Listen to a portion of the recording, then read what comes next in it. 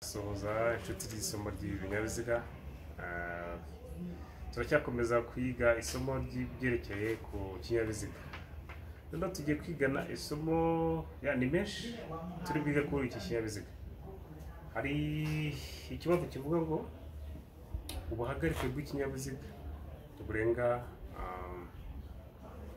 intera kangahe. Tuzi ko ibinyabiziga ntabwo bireshya, habaho imodoka ngufiya, urugero nk'iyi ngiyi. Turabona uko iyi modoka ireshya, bakongera hino uko iyi modoka ireshya, ntabwo ireshya n'ikamyo. Imodoka ngufiya indeshyo yayo ntireshya n'aya makamyo uko tuba tuyazi. Iyo tuvuze ngo ubuhagarike bw'ikinyabiziga ntiburenga metero zingahe, ibisubizo ni iki ngiki. Tuba tuvuze bwa bwoko bwa kinyabiziga kirekire cyane. So ubuhagarike bw'ikinyabiziga ntiburenga metero 4 na santimetero 20 ubariyemo n'ibyo cyaba kikoreye. Niba ari nk'aya makamyo atwara ibintu wongeraho hejuru hashobora kuba harangaye cyangwa se hafunze. Icyaba kirangaye hejuru nupakira ibintu bisauka hejuru mu kirere, kuva ku itaka kujya mu kirere, ubuhagarike bw'icyo kinyabiziga ntabwo bugomba kurenga intera ya metero 4 na santimetero 20. Icyo ni igihe cyaba kinapakiye. None igihe kidapakiye, ubuhagarike ntarengwa bw'ikinyabiziga kidapakiye ntibugomba kurenga metero 4 full. So iyo gipakiye gishobora kure bwose hamwe ubwo buhagarike bwabyo. Niba gipakiye ntibugomba kurenga metero 4 na santimetero 20, kuko iyo gipakiye kirika. Iyo kitseho ugomba kwikaho santimetero zajya munsi bibuza izo 20. Rero ubuhagarike ntarengwa bwa nyuma cyaba kidapakiye ntibugomba kurenga iyo ntera ya metero 4 na santimetero 20 kuva ku itaka ujya mu kirere. Ubwo nibwo buhagarike bwa nyuma bw'ikinyabiziga. Ibindi iyo birenze gutyo, igikorwa haba hari ingaruka z'uko hari aho utabasha kunyura, kuko buriya bakora ibiraro bakurikije ingano y'imyubakire y'ibikorwa remezo nk'ibiraro. Hari aho iyo wafunguye ya modoka yawe ukayongeraho hejuru, ikabasha kuba wakongeraho ku ushaka kugira ndende. Hari aho udashobora kunyura niba ari munsi y'ikiraro. Hari aho wajya kunyura munsi y'ikiraro ugasanga urakubitaho hejuru, bikaba ikibazo, ugasenya ibikorwa remezo n'ikinyabiziga cyawe kikangirika. N'ibyo wabikoreye ikigenda nabyo usanga byahagaramiye mu nzira nyabagendwa. Icyo ni cyo kintu umuntu yirinda kuri iyo reason. Tuba tugarutse ku cyo bita ubuhagarike ntarengwa bw'ikinyabiziga bugomba kurenga metero 4 na santimetero 20. Iyo tuvuze ubuhagarike ntarengwa tuba tuvuze bwa nyuma maximum. Noneho minimum iyo ntivuga. Urabona iyi ngiyi ni ngufiya. So ubwo twavugaga rero indende ujya hejuru cyane, ubuhagarike ntarengwa bw'ikinyabiziga ntabwo burenga metero 4 na santimetero 20 kibe kidapakiye. Iyo gipakiye rero kirikaho. Iyo kitseho ikikaho ku buryo cyajya munsi ya santimetero 20, kuko shasi iyo gipakiye byose birabasha kumanuka, bigatuma kigeraho hasi. Gipakiye kikagira ubuhagarike burengeje metero 4 na santimetero 20, menya ngo hari aho utari bunyure. Ya myubakire y'ikiraro ushobora kutabona uburyo bwo kuhanyura ahantu nk'aho ngaho. Icyo kibazo numva cyumvikanye ku bantu b'ibyiciro bibiri b'imibarize y'amaprovizwari. Abandi bireba nabo bagomba gukora ibizamini by'akazi k'ubushoferi. Ugomba kumenya ubuhagarike ntarengwa bwa nyuma bw'ikinyabiziga ko babungana ni metero 4 na santimetero 20. Iyo tuvuze ubuhagarike binyuranye n'uburebure. Iyo tuvuze uburebure ni ukuva hariya uza gutya, uko ibireshya gutya nibwo burebure. None tuvuze ubuhagarike ni ukuva hasi ujya mu kirere nyirizina. Nicyo twavugaga ku bijyanye hagarike rw'ikinyabiziga. Uburenga metero enye na santimetero 20. Tugiye gukomeza kuri indi somo rero. Irindi somo tugiye gukomerezaho nirijyanye n'utu tuntu twitwa uduhanagura kirahuri. Kuri iyi modoka turabona ko hariho tuduhanagura kirahure tubiri hano imbere. Iki nicyo bita uduhanagura kirahure. Reka turebe ko n'inyuma gashobora kuba kaba gahari. Iki nicyo bita uduhanagura kirahure. Dukoreshwa iyo imvura iri kugwa, tubasha kwifashishwa duhanagura amazi kugira ngo ubashe kureba imbere neza. Igihe iki kirahure kigize, iki kirahure cyo bakita ngo kirera. Ndabona kizi. Wowe urakizira? Iki kirahure cy'imbere ku modoka bamwe bavuga ngo ni parabolize, ariko siko cyitwa mu Kinyarwanda. Ikinyarwanda cyacyo cy'iki kirahure ibyo bazi ngo ni parabolize cyitwa ikigabanyamuyaga. Iki nicyo bita akagabanyamuyaga k'umuyobozi w'ikinyabiziga. Aka kangiritse kapfumutse karimo imyenge ntiwabasha kugenda mu gihe cy'impinduka z'ikirere. Aba ari igihe cy'imvura, urumva ko amazi yajya gusanga imbere, ntaho wajya rero.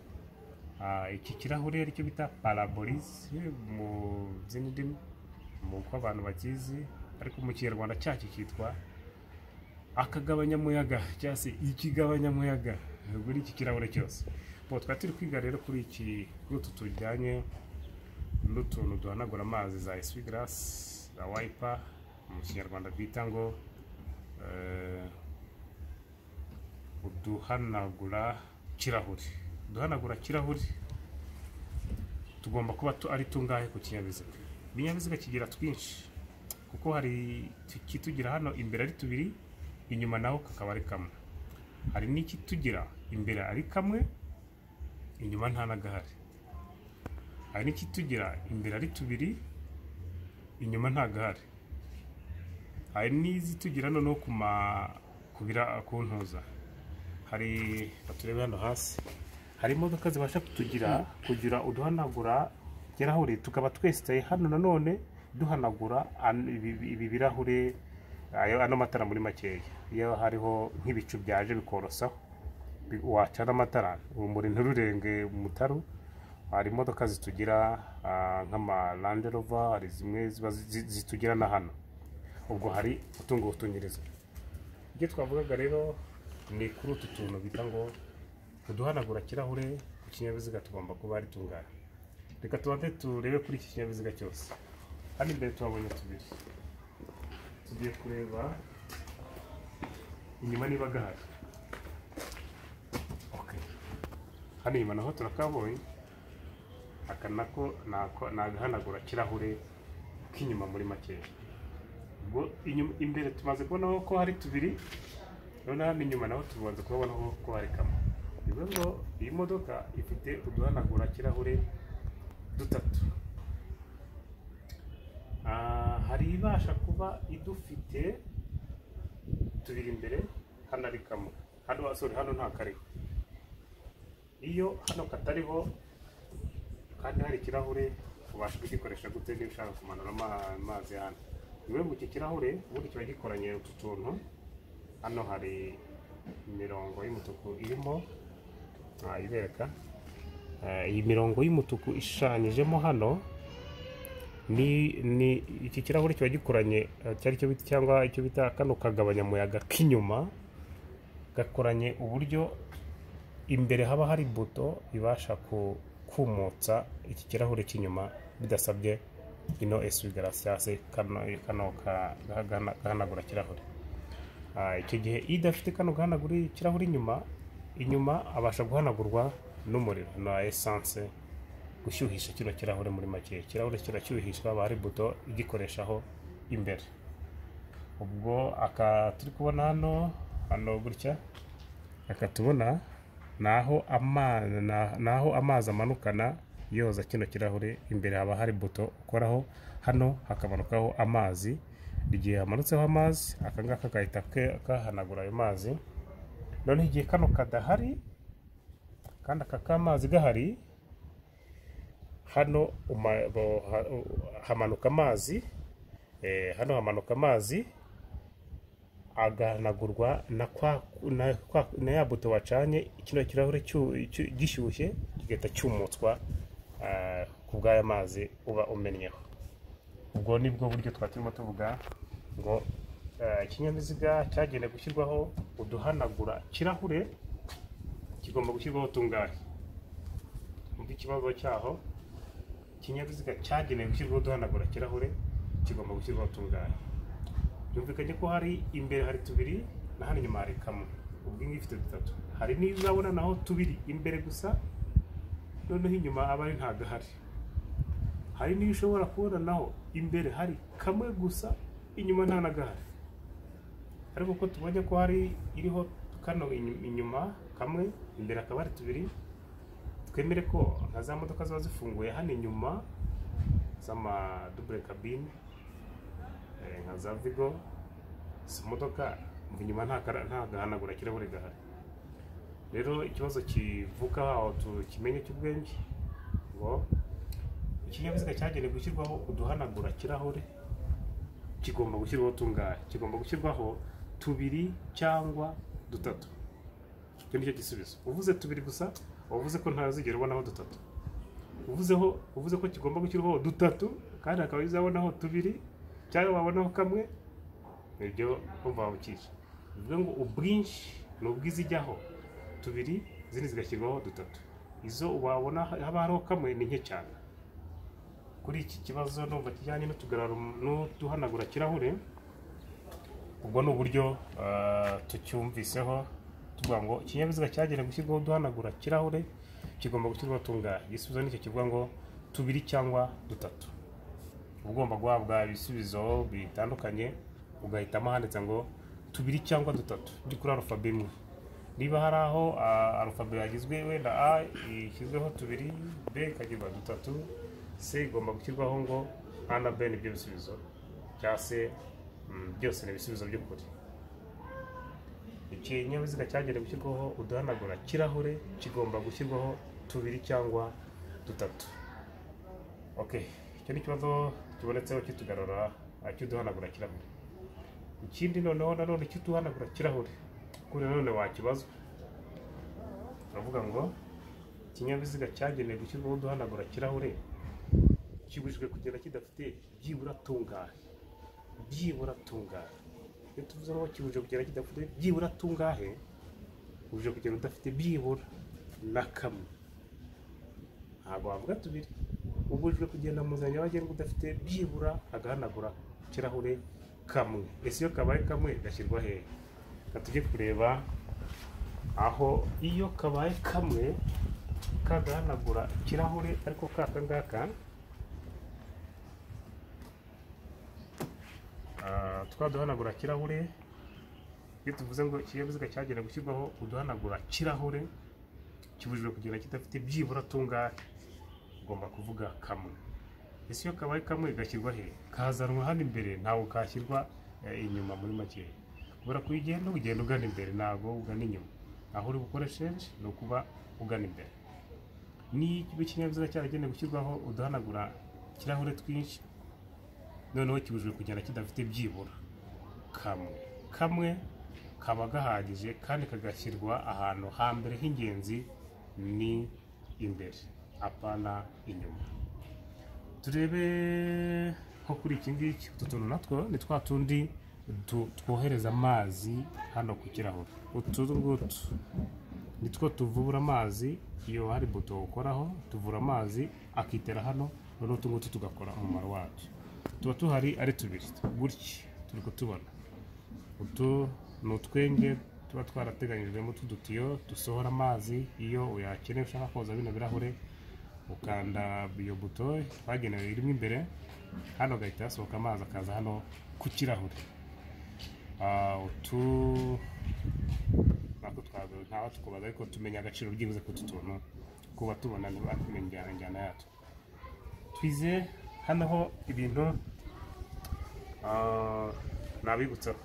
tumaze kwiga ubuhagarike bw'ikinyabiziga, twabyizeho dutangira tuvuga ngo ubuhagarike bw'ikinyabiziga kuva hasi ujya mu kirere. Ubuhagarike bw'ikinyabiziga ntibugomba kurenga metero enye na santimetero 20 igihe kidapakiye. So iyo gipakiye za santimetero zirikaho, ariko kigomba kurenga metero enye icyo gihe. Ikindi twizeho ni ikijyanye n'uduhanagura kirahuri. Duhanagura kirahuri arizo tuno tuntu twita ngo za essuie-glace. Tubonye ko ikinyabiziga kigomba kugira tubiri cyangwa dutatu. Icyo ni ikindi kibazo. Ikindi kibazo twize kuduhanagura kirahuri, twabonye ko kibujijwe ikinyabiziga cyagenewe gushyirwa tuno duhanagura kirahuri, kibujijwe kugera kidafite byibura na kamwe. Ese iyo kabaye kamwe gashyirwa he? Gashyirwa imbere, aho gashyirwa hahandi inyuma muri makeya. Twize no kuri iki kintu ko bakita iki kirahure cy'imbere ku muyobozi w'ikinyabiziga cyitwa akagabanyamuyaga cyangwa se ikigabanyamuyaga. Ni iki kirahure bita parabolize, wari wese arakizi, ariko iki izina ryacyo mu Kinyarwanda. Iki kirahure kigomba kuba gikoze mu buryo igihe cyangiritse cyangijwe kitabasha kwangiza umuyobozi w'ikinyabiziga uri imbere. Iki kigomba kuba gikoze mu micanga, ku buryo niba ari ibuye bateye kuri iki kirahure kitahita kiyasa imitutu nk'uko abindi birahure by'amazu biba bimeze. Kuko tukibona gutya imikorere yacyo, gikubise ibuye kigomba kuba gikoze ku buryo cyita cyihina nk'amashashi, apana guhita kifata nk'ikirahure gicitsemo bisanzwe ku buryo cyana gukeba. Gikubiseho kigomba kwangirika kizinga nk'amashashi ku buryo kitaba kigukeba. Niko kino kirahure kiba kimeze. Reka amashimire ubwo iri somo ryaba ryumvikanye. Twizeye utuntu tw'ubwenge cyane. Bashimire, turacyakomeza andi masomo. Mukomeze mukoreshe mwigisha inshuti. Iri ni isomo ry'ubwenge cyane. Ndibutsa ko uko iri somo turyiga dusanzwe turyigisha muri karasi, nako tuza tukaryigisha kuri tere gutya nyirizina ngo twerekane bya bintu wumvaga bashushanya kuri taburo. Noneho ni ngombwa igihe turimo nicyo gihe kigezweho cyo kugira ngo wigishijwe ku bikorwa. Bivuge ngo igira ku murimo niwo wa mbere. Ndabashimiye, duhure ku masomo akurikira.